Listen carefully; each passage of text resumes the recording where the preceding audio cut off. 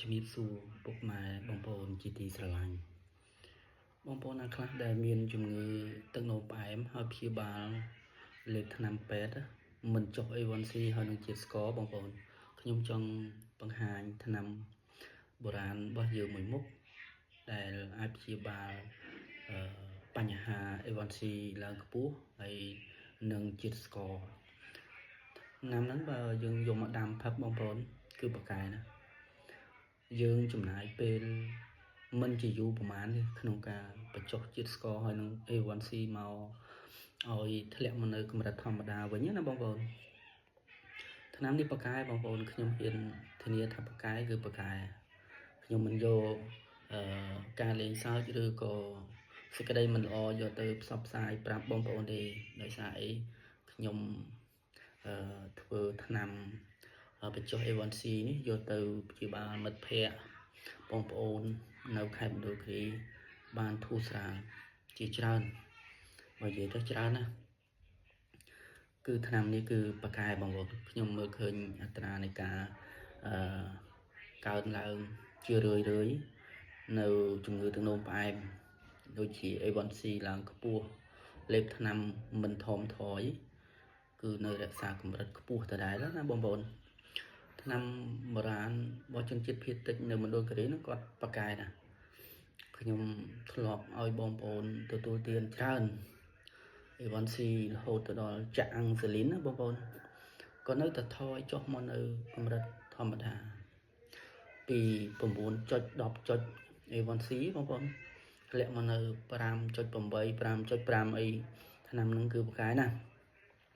គាត់ថាថ្នាំហ្នឹងនៅពេលដែលយើងដាំទឹកហូបយើងមិនអាចហូបអាហារដែលមានរសជាតិផ្អែមខ្លាំងបានទេដូចជាខដូចគ្រឿងកំប៉ុងអីយើងអត់អាចទទួលទានបានទេបងប្អូនទទួលទានសាបល្មមហើយនឹង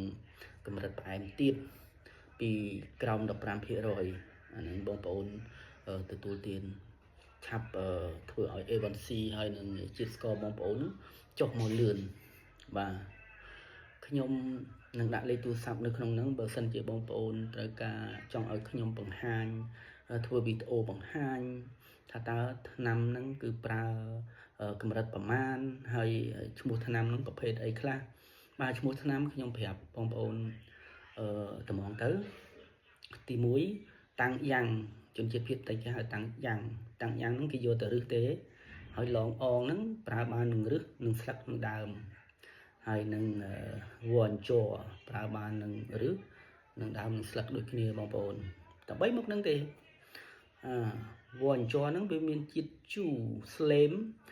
រីឯឡងអងគឺមានជាតិប្រៃហើយនឹងជាប់រីឯតាំងយ៉ាងមានជាតិល្វីងផ្អែមបងប្អូនថ្នាំ3មុខនេះដាក់បញ្ចូលគ្នាទៅគឺធ្វើឲ្យA1C ជាតិស្កររបស់បងប្អូនចុះមកបានលឿនជាងថ្នាំពេទ្យឆ្ងាយណាបងប្អូនខ្ញុំប្រើប្រាស់ហើយប្រើប្រាស់មិត្តភ័ក្តិរបស់ខ្ញុំត្រូវបានជាច្រើនអ្នកណាទទួលទានទៅដាំទឹកពិសាជារៀងរាល់ថ្ងៃទៅហើយបងប្អូនចុះមកនៅកម្រិតធម្មតាបើ A1C ខ្ពស់ពេកយើងចំណាយពេលប្រហែលជាផឹកទឹកថ្នាំនឹងរហូតដល់អាច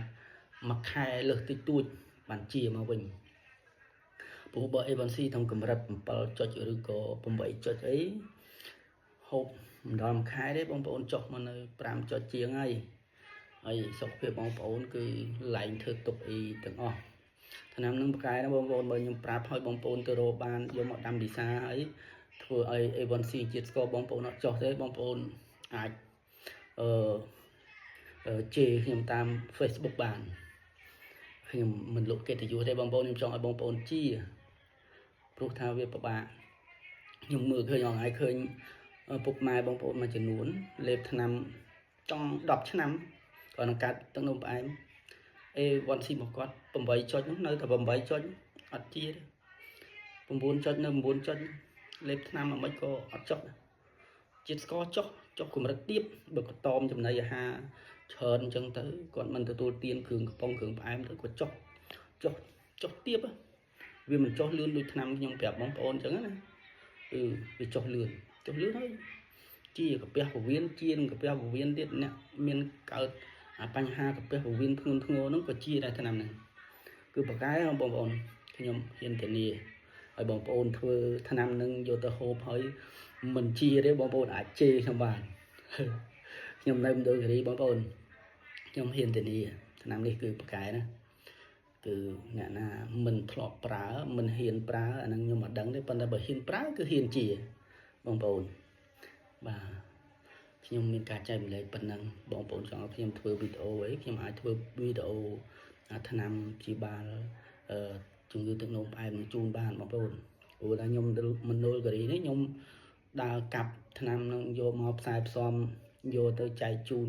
មិត្តភ័ក្តិបងប្អូនខ្ញុំច្រើនយកទៅហូបត្រឹមជាតិស្ករ150 160អីហូបអស់តា3 4កញ្ចប់អីហ្នឹងធ្លាក់មកនៅ100ហើយលឿនណាស់បងប្អូនបាទអរគុណជំរាបលាបងប្អូនខ្ញុំមានការចែកម្លែកប៉ុណ្ណឹង